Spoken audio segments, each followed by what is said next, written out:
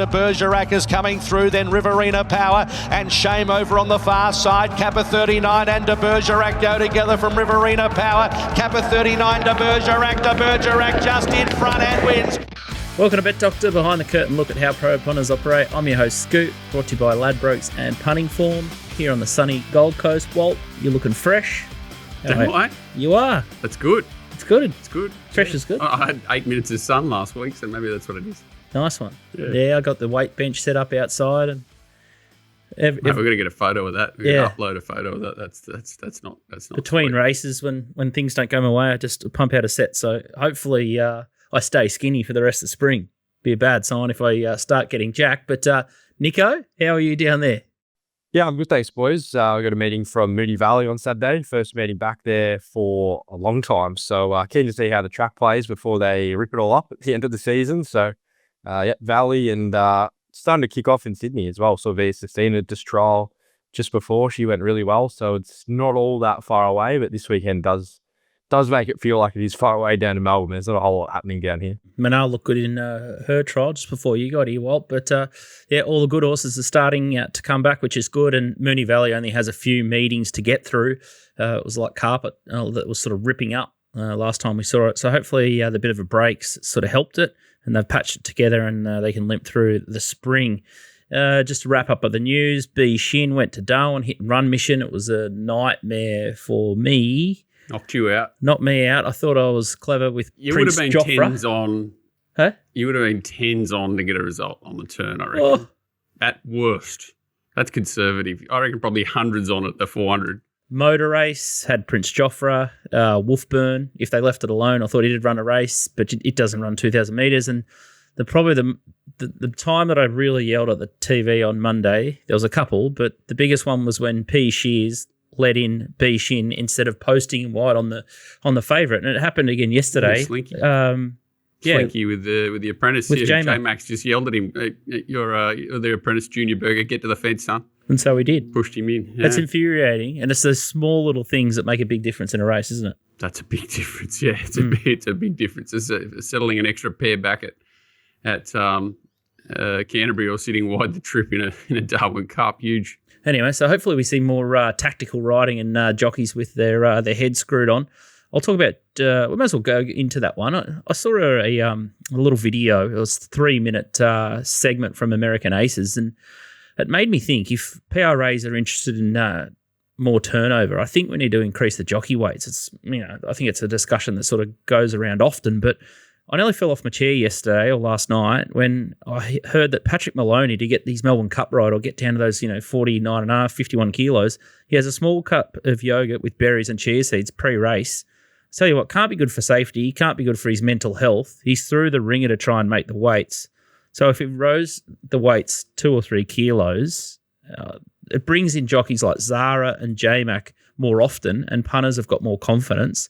And we're already seeing the statistics of male riders getting sort of shoved out the door, but It's like 70 or 80%, I think, new apprentices are females. And we need to try and keep the strong males in because it's safer racing for many reasons. Yeah, you're dangerously close to attacking females. It's nothing to do with it. It's not. It was probably a 95 to 5 20 years ago, and I don't know what the true ratio should be, but it's like it's an NBA, WNBA argument to me that males are naturally stronger. They should have an advantage. So there should be a dominance of them. Maybe it should be 80-20, 70-30, something like that. Should be the natural ratio rather than the other way around. So it's not, it's nothing to do with any sort of sexist thing. It's, there's something wrong with the weight scale. And what's the argument to keep it there? Like as long as it rises in ratio, what does it matter? Well, exactly. Nico, like if you saw the 3-year-old getting 51.5 in the Cox Plate and then the top weight's 61.5 kilos, it just seems a no-brainer from my end. Like, I guess you're hands-on. What's your old man's thinking, or what are the trainers, and what's your opinion on it? Yeah, I don't really know what he sort of thinks about it, or a few others, but I'd sort of be with it. Like, I think it does give an opportunity for those, more heavier weight riders to probably still be in the game a little bit longer and that make it a bit easier on them. So, yeah, I think it probably would help turnover in some aspects. I do like the sort of theatre around Paddy's story. I think it was on one of the podcasts there that outlining how he had to get down to that way. And then he probably rode one of the races of his life on Emissary in the Cup. So how much did it really affect him? Who really knows at the end of the day. But I probably wouldn't be opposed to rising it. I haven't really heard a strong argument into why not. So I'd be interested to see if anyone's sort of got a bit of a rebuttal there, but I wouldn't be against rising them. The other issue, jockeys often perform well in the race that they target, but I know, especially with Josh, if he tried to ride 54, it could knock him around for 2 or 3 months. Your body sort of reacts to you starving it, then it wants to hold on to everything. Then all of a sudden, if he could ride at 56, 57, he was struggling to get below 58. So, even if they destroy themselves to get to a target, the effects it has long term, that's why I think probably Bullock's the best example. I don't think he tries to ride below 57 anymore, and he still struggles. But when he used to try and ride 56, he'd go missing for 3 months, and it's so hard because of opportunity-wise, trying to keep consistency with owners, trainers. It's hard to knock back rides, so they're always pushing the boundary. And if they could, lock in a comfortable limit, and it's not just the ones that are there now. It's attracting new stars of the future is really what it's all about, because everyone's getting bigger naturally. And that's the other thing. I saw the little content piece that Bossy did with J-Mac, and J-Mac was saying, he's going to Hong Kong to ride Romantic Warrior and then going over to Dubai and then come back to Sydney. He was just through the ringer. He just looked mentally exhausted, and he spoke of the fatigue. So an extra 2 or 3 kilos into his lunch menu every day, it would be perfect. It just gives them all a more consistent, better quality of life, really. Yeah. It does. It's not, there's so many temptations. If they were sort of within reach and reasonable, it would make more sense. So jockeys healthier, safer, better quality of races, and it just turnover will just naturally spike because the good jockeys and the better quality jockeys are engaged in races, and then there's plenty of races across That's Australia. The other problem. That's probably the other argument, is that they're riding too much. And we don't need to find any extra jockeys if these other guys are getting more opportunities. So it solves many problems by just lifting the weights 2 or 3 kilos. There's one for you, Bren. Do an article on that and see if we can move the needle there. Other thing I want to talk about is a little bit of a story bubbling out in New South Wales, hearing rumours that over 100 trainers in New South Wales have been emailed saying they fall below income thresholds to have a licence. There's a big review about outstanding debts. Most of them, I assume, are from owners. Everyone's sort of feeling the pinch from the cost of living crisis, but this seems massive in New South Wales. Yeah, so it's sort of come around. It seems to have been a bit of a knock-on from the Anthony Cummings not inquiry, but situation with his stables there. And then post that, everyone was sort of sent out this update in that, your financials are going to have to be submitted for you to be able to be licensed. And then there was huge sort of kickback, but then there seemed to be a bit of a communication breakdown between trainers and the Trainers Association. They were going to fight it, and it was going to be whatever. And then this is over the last few months, and it comes up to obviously August 1 is when license renewals are.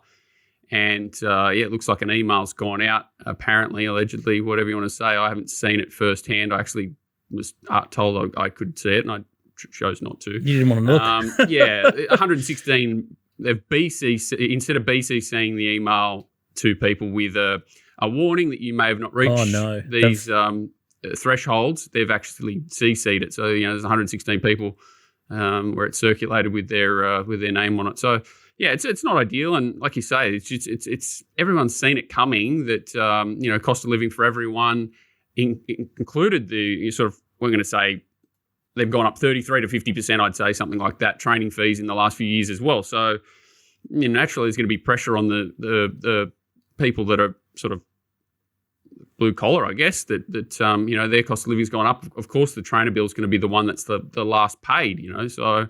It's all common sense. And then, yearlings have gone up.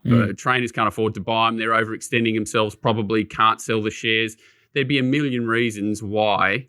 And, they don't want to pass on some of these increases to owners because they know they're going to lose owners too. Yeah. So they're redlining it on so many fronts. And, everyone I talk to, they just feel like they're not really getting the support from the industry, from their associations to really address how they could best nullify, maybe compensate, try and work out a way to make things cheaper, whether it's, workers' comp feed, whether they can, start to put their heads together to work out track fees. Better Anything that they solutions. can sort of reduce to sort of help them sustain a level that they can pass on to owners, that they can sustain to pay the bills, because that's the whole point, right? Sustainability, and everyone's struggling. And, from us looking out, if there's 116 trainers that they've identified, in theory, that are really under the pump, that's bad. That's bad from where I. So my probably answer would be, what are they doing to help those trainers and anyone else who's close to the threshold? Yeah, I think it's a worry because we've already seen like the super stables with massive numbers on their books, and at grassroots level, you're really going to take a lot of players out of the game, and the knock-on effect's going to be massive. So, well, it's huge. Yeah, I think even yesterday we saw, and I was talking to one of the trainers. Sorry, while I had 7 runners in the first row, I think one of them was an emergency. He ended up with 6, scratch 4 of them. So he goes from 7 to 2. It was a wet track. It's a bad example. There's an easy way to sort of refute it. But you see, I think he stretches like 30% of his runners or something as a rule. There's 6 or 7 jockeys that he's engaged into that race. Usually he demands the better top end of jockeys. Yeah. There were emergencies in the race. So the field's full. He's had 7 in there, reduced it to 2. I'm picking on Waller in one example in one race, but that's happening all the time. There's so many reasons these mega stables are, and if 116 trainers disappear, it's only going to strengthen them. Yeah. So there's a million reasons why these Goliaths are getting out of control, and I can't see. I'd love someone to give me some positives of what letting them to get to this size, giving them more stables at Flemington, Randwick. How does it help even up the game? How does it help competition? How does it help anything? I don't understand. So anyone who'd love to get in the comments and tell us why the mega stables are a great idea.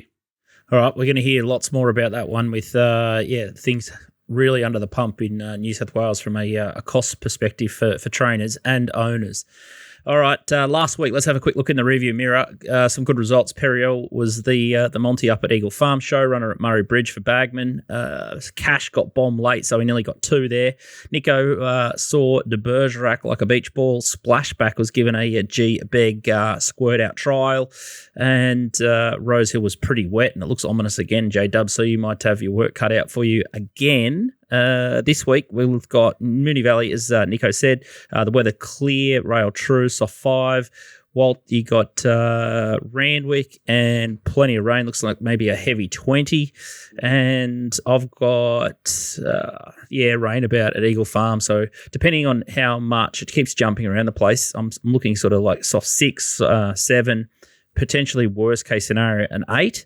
And then Sugar Shane ADAIR, he's got Adelaide, looks okay there, but he's taken the week off after going 1 and 2. So we've just got some tips sent in from him, and no surprise, one of them. If we have a look at his first selection, it's race 1, number 6. It's Silent Emmy, and that's at $3.10.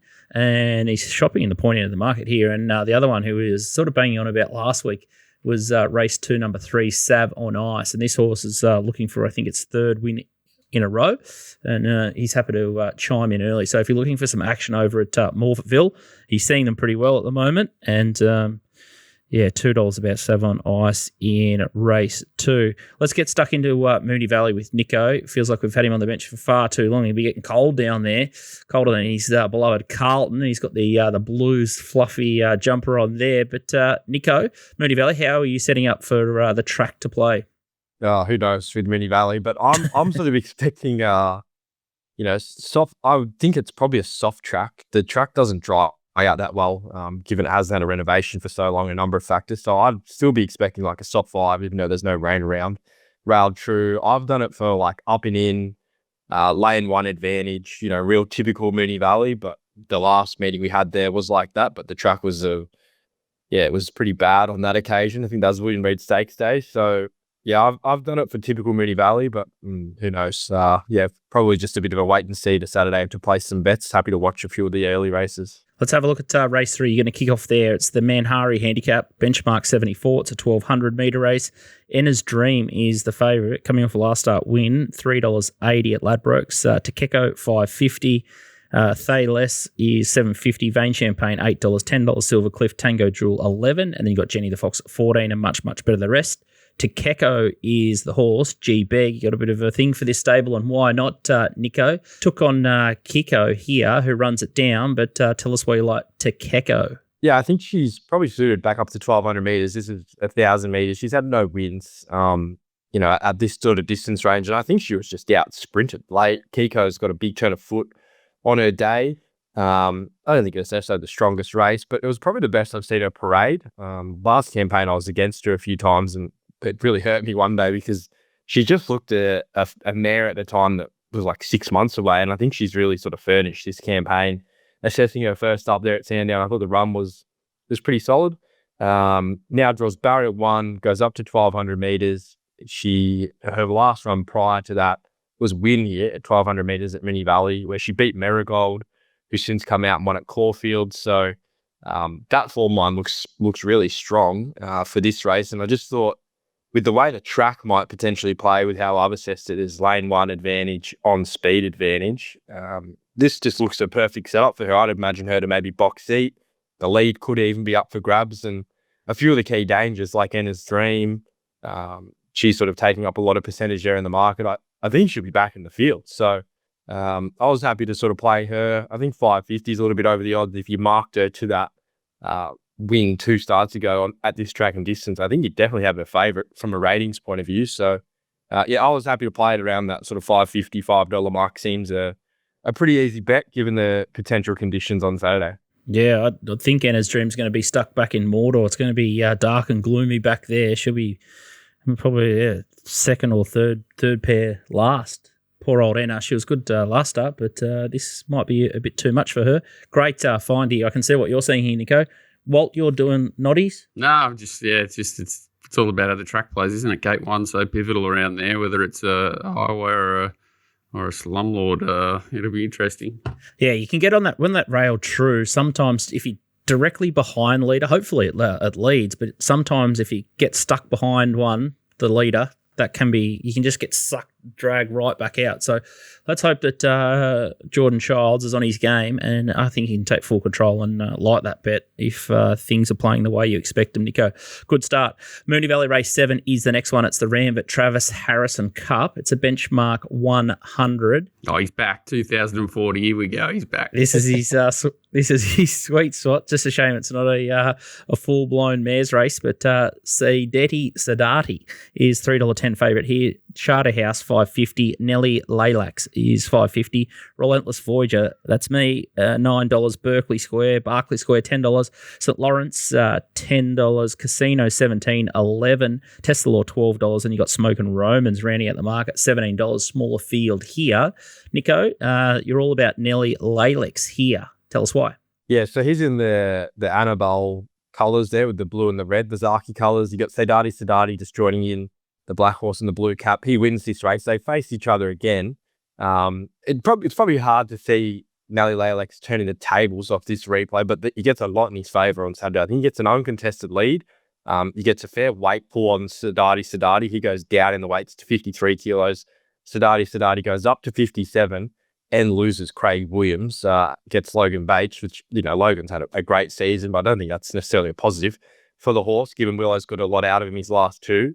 And I think the real big positive for Nelly Laylax here is last start, they looked to go forward. There was a bit of pressure in the race. He didn't find control of the race and sort of got left wide, battled on well enough. Now he finds, I think, an uncontested lead. I went back and watched this horse's UK replays, and his last 3 wins over there were when he found the lead.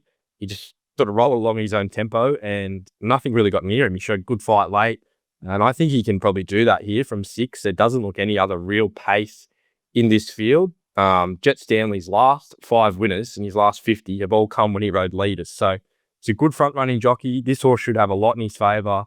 Now having his third run at 2,000 metres for the campaign, should be rock hard fit. And if there is any sort of bias or pattern on the day, he looks really suited under the conditions. So sort of preempting that may be the case, and it's typical Moonee Valley. And if it is, well, he's going to get a mighty sight. And I think just with a few of those factors, he can potentially turn the tables on, say, Sadati. A few of the others, thought Relentless Voyager is a horse that could probably improve here, but he isn't in that well at the weights. It does get Mark Zara aboard.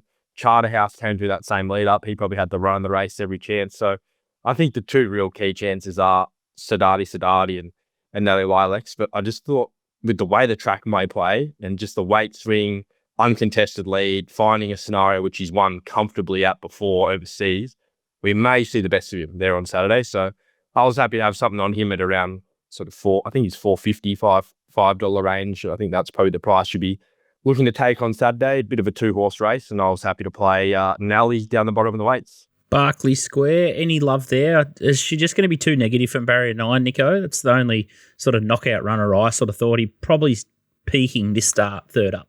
Yeah, he's good enough, definitely. Does have to carry the 60 kilos, the wide draw.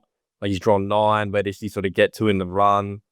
I thought his first up run was okay. Last start, I probably expected a little bit more, but you maybe could have argued he was in the inferior ground there, back towards the inside. He's just going to need a lot in his favour. Relentless Voyages in the same boat. Like his last 2 runs, he's come home quickest closing splits of the race.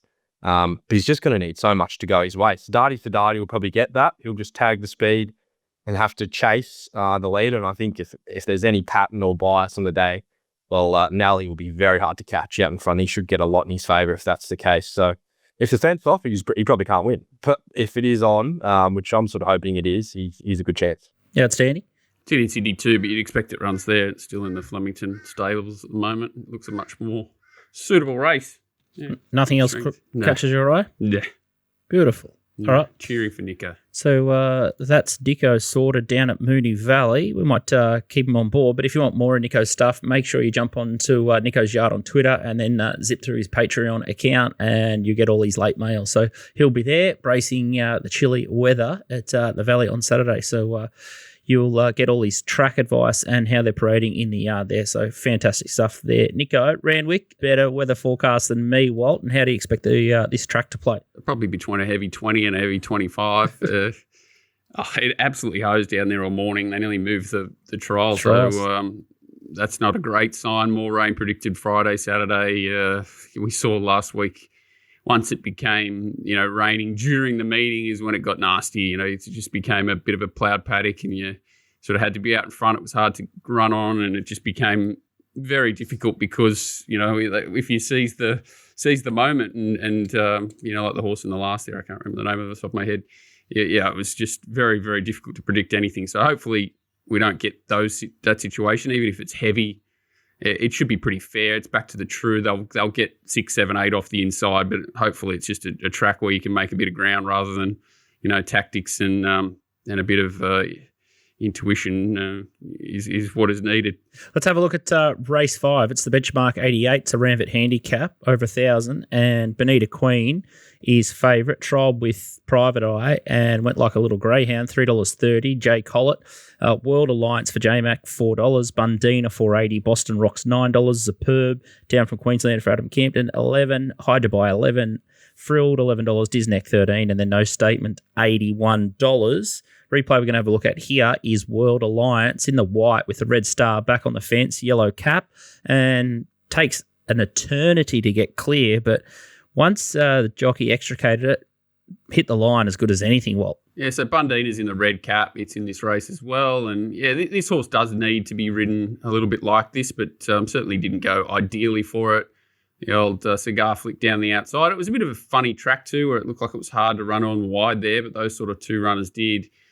I don't think it's the greatest race in the world that they're coming out of. It's the only replay we're going to watch, isn't it? Yeah, but this race is a little bit weird. Like, Bonita Queen looks like it's going to get an uncontested lead, but it's never seen a heavy track, is a bit of a greyhound. So if it is testing, which it should be, unless they just let it just do its own thing, you would expect it to be vulnerable late, Bonita Queen, especially at the odds. It's just silly, I think. And then it was process of elimination. Disneck and Boston Rocks, who's first up, both, I think, need firmer tracks.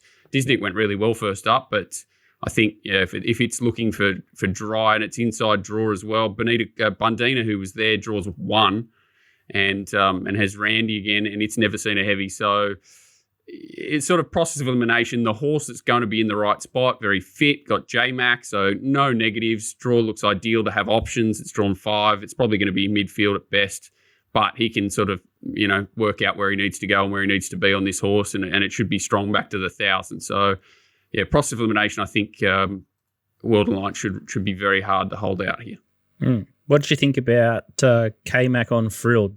Will he just be too passive? Yeah, and it's still got the earmuffs on. I hate that with a passion, especially in sprinters. And this horse is obviously quirky, but does have an injury. I thought it trialled quite well in the earmuffs.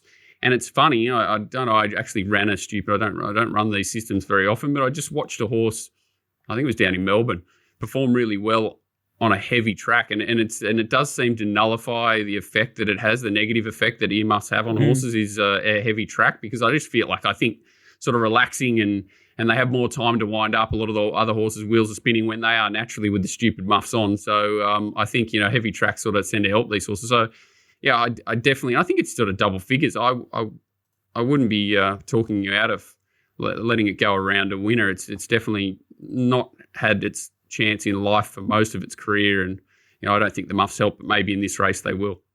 Should be a bomb wet tracker, but Superb. Is it any chance? Hard fit? It'd be more like a 1,100 metre race, this race. It's probably, this is the sort of race that it could bob up in, just because it might be a bit of a, as I sort of said, there's a lot of horses that you can happily take on here, and at least it shows up hard fit, loves the wet. So it's definitely worth a shot at the title. Adam Campton's, placed it well enough. It's just probably needs other horses to not run to their best and it to run to its best to be getting the result. But it's odds as well.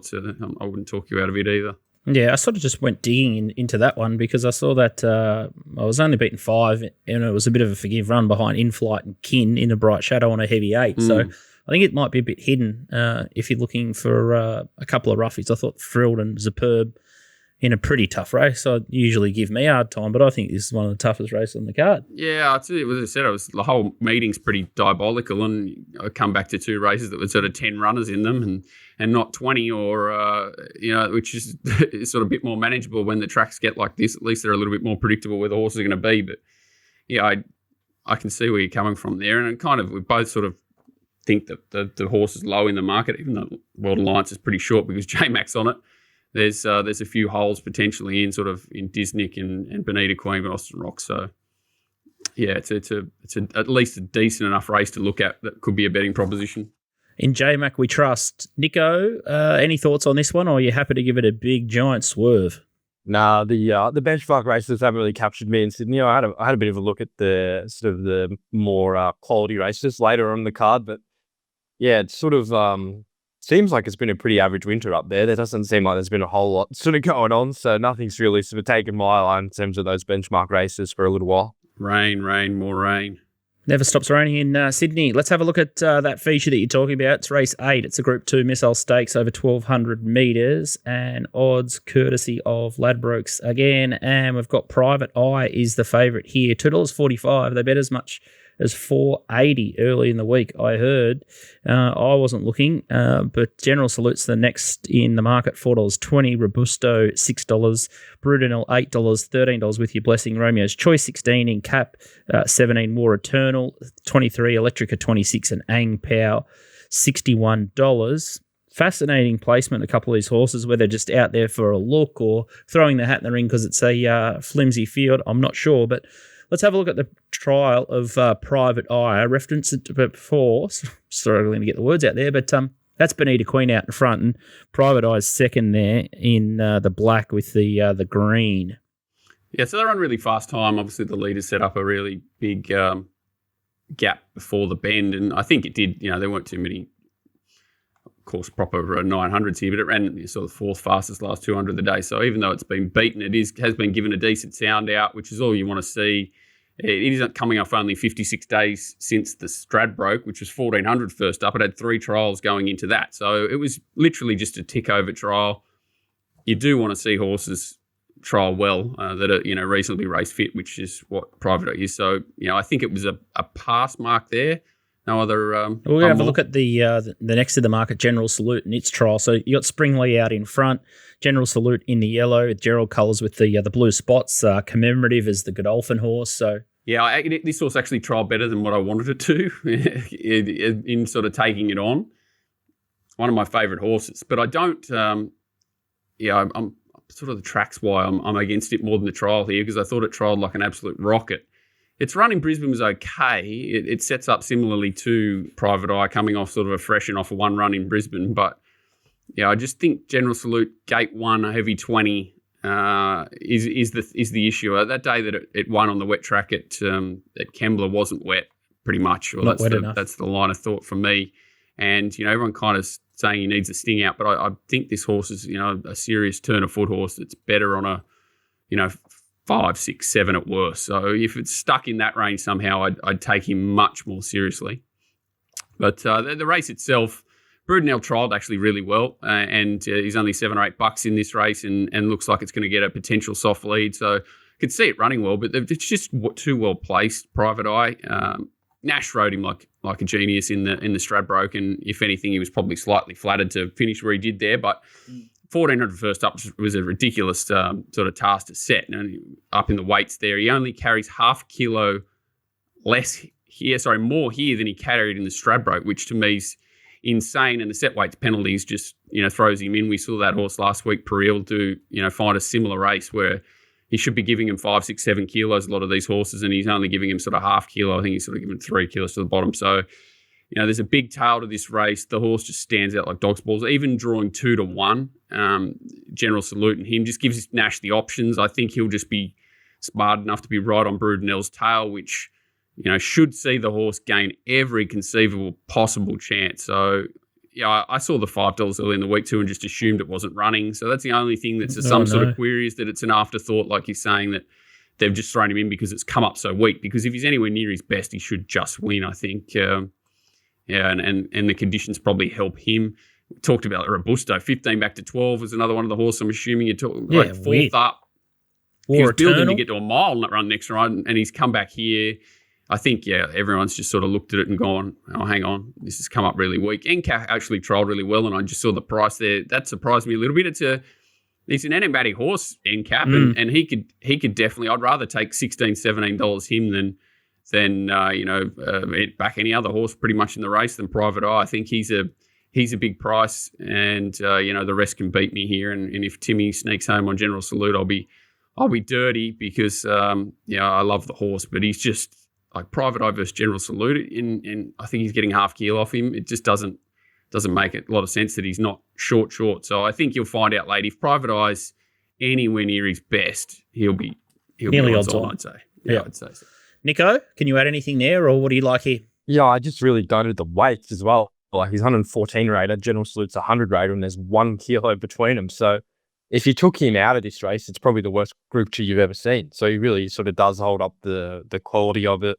And as Walt said, he was pretty poorly off in that Stradbroke, and he's got a pretty similar weight here. So I think as horses get older in their career as well, like him, he doesn't have a whole lot of exposure to real heavy ground, but I don't know, it just seems sometimes those older horses, they can really sort of sometimes even find a gear when they get onto a track like this. They're just so much more seasoned than a few of the other runners, and they're just used to sort of any conditions. And he is that horse, any distance, any conditions, he just shows up every prep. So he's not necessarily a real spoil at the price, but they're factoring his class a lot and the way the weights has worked out for him. But I couldn't back anything to beat him here. There just doesn't seem like a real logical danger. You sort of making a case for a few others, but everything seems to be in his favour. Yeah, he does seem up against it, the weights for me, but I'm not sure about General Salute in terms of wanting it drier, off-breeding, and the look of him. He looks like a potential bomb wet tracker to me, so you'd probably know better because Timmy's ridden him before. No, it's more the stable, actually. They were always worried about scratching him when wet tracks came, and then they were always sort of laughing when everyone was saying he's wet tracks because he doesn't go at home on the wet track. So, he sort of disproved that a little bit last prep, getting through, definitely softish ground at least. So, but you never know. Horses that work differently at home come out and disprove it on race day every week. So, this is probably his best test. He definitely looks like he's come on from that Brisbane run, which he was a little bit below his best there. He had a bit against him. We sort of talked about him a lot leading in and after that race. But, it's a good test for him. And, your Private Eye struggled to find another Group 2 that's better suited for him than this one. Yeah. So, Nash. Hopefully it's a good clash. Yeah, Nash will put the mouthguard in and could just get full control here. And that barrier one is just so sticky, or probably going to be the nail in the coffin for Jim. Out of the way to let Timmy out either. No, exactly. And there's could be a lot of traffic. Some of these will be going backwards rapidly or wheels spinning. Very, very funny little race. All right, racingwatch.com.au is where you find John 24/7. He's a vampire, doesn't sleep, and he's turning us all into form vampires. So it's a great place to hang out, racingwatch.com.au in their Discord channel, or you can just get Telegram, so you can just get it on your mobile and you can just roam. I'll do Eagle Farm so quickly here, and there's a couple of races I've found. It's very tricky. We could get it up to 10 mil, as I said earlier. The rail's +5, so it's going to be sort of fence off when they sort of just all huddle and stay, 2 or 3 lanes off the fence. And I'm not sure, depending on how much rain they get, you might be able to come down the outside, but you sort of want to be up and off. And that's the expected pattern and how I've sort of done my form for Saturday. Let's have a look at race number 3. And the funny thing is that they're all these short distance races, so it's not completely up my alley, but let's start with race 3 anyway. It's trackside with Ricky Ponting, so he must be on course there on Saturday, or there's something coming up with him. Check that one out if you're a cricket fan. 1,200 metre race here. Bereska is the favourite. Dual nominated also in Sydney. It's favourite in Sydney too. Favourite in Sydney. So very well suited here. Not sure which way it's going to go, but it's got Maloney here, $2.20, $7.50 Just Precious, Pitiful Lad $9, Antonito is $9.50, Boomshot $10, Try Everything $13, Lordster $14, Bo Witness $16, Zoo Prince $23, Arabian Rose $23. So a couple of Annabelle's Sydney siders in the mix there as well. The horse that I found here is Just Precious, and first time I saw it, it's way out the back in the yellow with the blue checks and the red cap, and got badly checked. It was a negative ride at the starting point. You got Bellegardo out in front, and it goes very, very close to winning the race, but that Overfull is the winner of this. And that day at the Sunshine Coast, it was just so hard. The leaders just had field day and they won most of the races. So it was an impossible position that Just Precious sort of was in at the start of the race. And then it got checked, lost a couple of lengths, and you saw it just completely get beaten for speed there on the bend, and all the leaders were just way off and gone. So to pick herself back up and to hit the line first up, I thought that was full of merit, that run. It was amazing. And the second up performance was behind a horse called Without Parallel that Walt will know because it kicked their heads in Sydney. And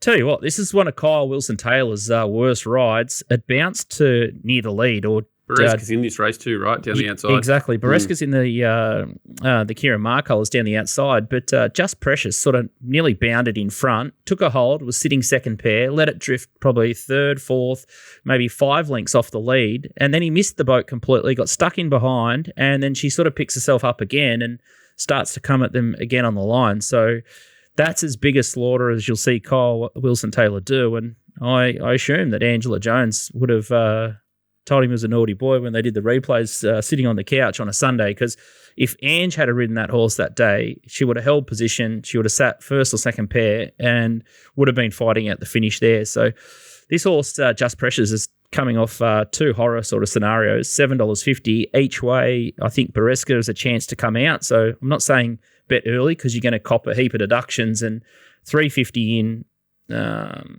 yeah, it's definitely the horse to beat here, but there's a little bit of a weight switch there too as well. So I think there's a 2 or 1.5 kilo switch on Bereska and Just Precious, and I'm sort of saying Just Precious, it will be in front of that runner, and was as good a run, if not better, last time. So I think third up, regardless of how wet the track gets, I think Just Precious is the value bet here. Boomshot looks like it's going good, is looking for dangers. Lordster and the one I Prince thought was interesting. Yeah. There's a couple of horses that they might be just going a bit below themselves at the moment. They're dangerous, and they got claims. But again, they're off wide draws, and if Jake Bayless is awake from barrier 1, he can just go forward, sit first or second pair, and I think that's a better way to play the race. And could see it starting if Bereska comes out. Could see Just Precious starting sort of $4 or $5 favourite here, and be really hard to run down. Yeah, Lordster went like nearly went too good to be true first up. I think it was only a highway, but then sort of tackled an open benchmark race in Sydney and now comes back to this. If it sort of got on speed somewhere, it's dangerous. So it's already been, well, there's been scratchings, but 25's in. $16 seems a big price. If you go off its first up run and forgive the second up in probably what's a harder race than this one. Yeah, it's an interesting one. Brett Bellamy's got another interesting runner, an ex-hurdler. I had a look at the 2,400 metre race in race 5. Pure Deal's at about 20-1. Nico, does that ring any bells for you? Pure Deal, ex-Melbourne horse? Yeah, he was with Richard Lamy. He's a horse that just seems to stay all day. I think I did a meeting he was at the other day, actually, and he sort of came back to the flat after having all these hurdle runs, so not surprised that they moved him on. I don't think he's the best jumper. I think he always sort of stuffed it up at the jumps. He might have had a few falls if it's the horse I'm thinking of, so that's maybe why they moved him on. He wasn't the safest, potentially. And that's a race I'm not going to cover, but I might as well talk about because I had a quick look. But Eagle Farm Race 5, Fios Pero was a horse that was sort of in a bit of a bumping duel last time. Walt, I think it was at Rose Hill, 2,400 metres on a bog track. It was a bit of a query. Like, he was a forgive, and then you got your old sparring partner, Ahariri, is in the race as well. It is a complete camel fest. Why was it not in the Broodmare sale? Like, why are they bothering moving it to Brisbane, and why is it still going around up there? That is just a weird one. It's I didn't realise it had been shifted up north. It certainly looked like it needed that after last prep. But I can't understand why Ahariri's still going around. He's not a horse I could take $2.80 about in too many races. Fio Prospero, we backed it last start, sort of each way. Thank God it fell into third, I think. But he's just a whacker. He'll be back on the inside, so it'll be heart in the mouth sort of stuff. It wouldn't be surprised if he won, that's for sure. But yeah, he's a bit of needs everything to go his way, and sort of horse, Fio Prospero. He's just a bit of a whacker.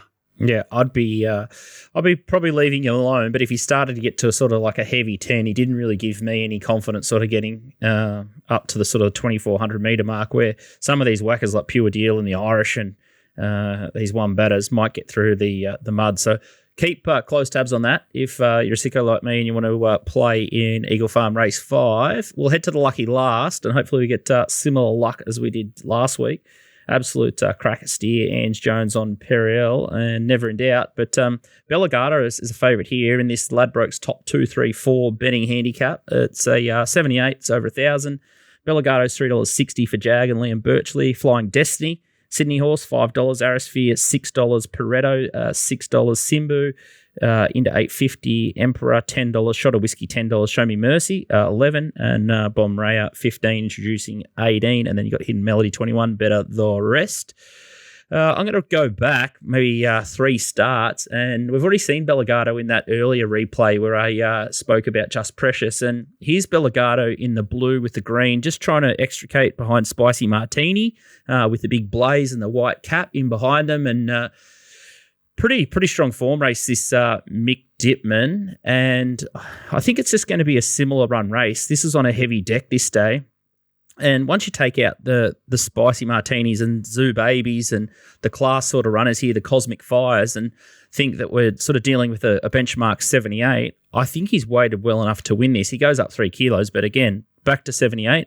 No one's really thrown in it at the weights here, and I think it's just going to pan out perfectly for him. Barrier 13, Jag Guthmann-Chester's riding out of his skin at the moment. I think he can just go forward and sort of either lead or just sit in behind the lead, which is probably most likely.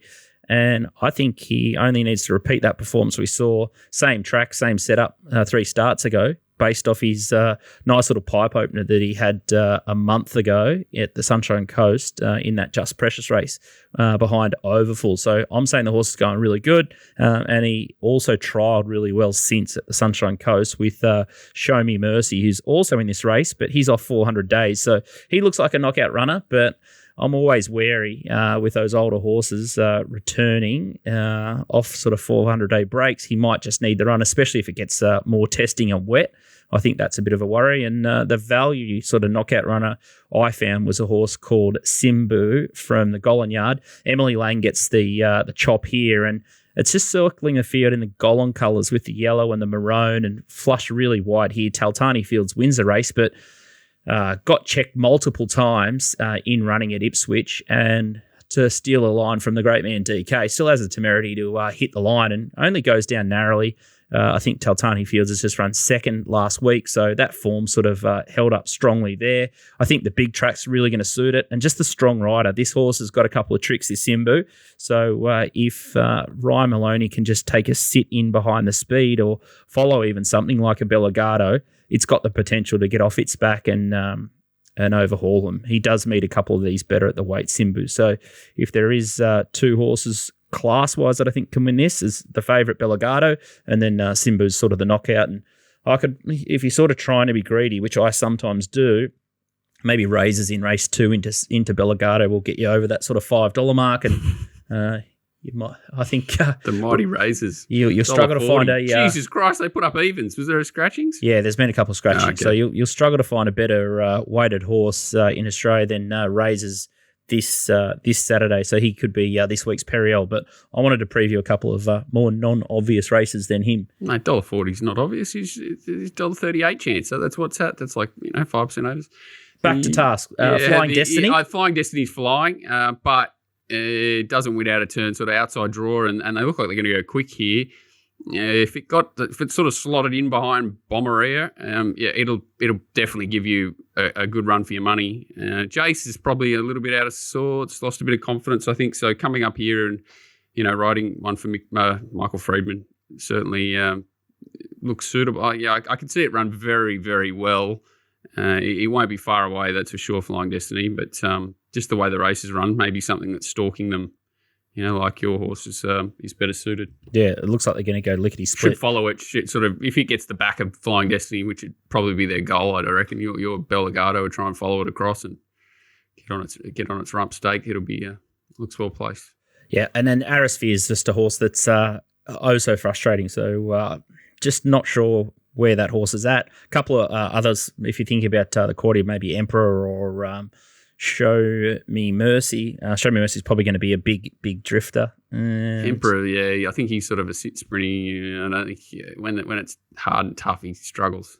Yeah, and I'm just not sure that that Bomberia form from Grafton's quite as good. She's just probably it's a very fast horse, Bomberia, but yeah, I agree. I think Shinny pulled out all stops to get it over the line that day. I think, it's probably just 2 or 3 lengths below its best Bomberia, or 2 preps ago it was flying and probably could have won it, but not anymore. All right, that's a wrap from us, but any final thoughts or anything to add, Nico? That's the most comprehensive Brisbane preview I've ever heard of horses that wouldn't even get a mention if they were running in Melbourne. But anyway, we'll head on there. We're a Queensland racing show, as DK always says, so I'll hopefully get a result up there. And seems like a bit of a sort of watch and act sort of Saturday, doesn't it? With the rain up in Sydney and then the potential pattern at Moonee Valley. It's I think there's going to be better weekends to coming up where we can really unleash by the looks of things. Yeah, I think feels around the corner, doesn't it? It does. Yeah, I think that's a really pertinent point to make. I think you should just be, especially with so many dual nominations in Sydney. I guess there's just a scratching-a-thon at the moment. So one of the biggest advantages you can have is sort of sit and wait, especially with the weather around, and just hold on until after scratchings and Saturday morning. Make sure you're ready to fire it. But Jesus Christ! Even then, just relax, just take it easy. We're looking at Moonee Valley for the first time in ages. We've got a heavy 20 at Randwick. We don't know what's going on in Brisbane. You don't have to bet at 9 a.m, champ. Just hold on, just relax, take it easy. Yeah, look, a lot of these sorts. There's some great races in Sydney on Saturday. They're just not betting races, like that 1800-metre preview race. A lot of Melbourne Cup-y, bloody Cup sort of horses getting ready. It's pretty much the calm before the storm. Just take it easy the next week or two, and then we'll be on all cylinders, hopefully. Yeah, outstanding stuff. All right, big thanks to Ladbrokes and Punting Form, and good luck over the weekend. And keep your eyes on the weather, and we'll see you next week.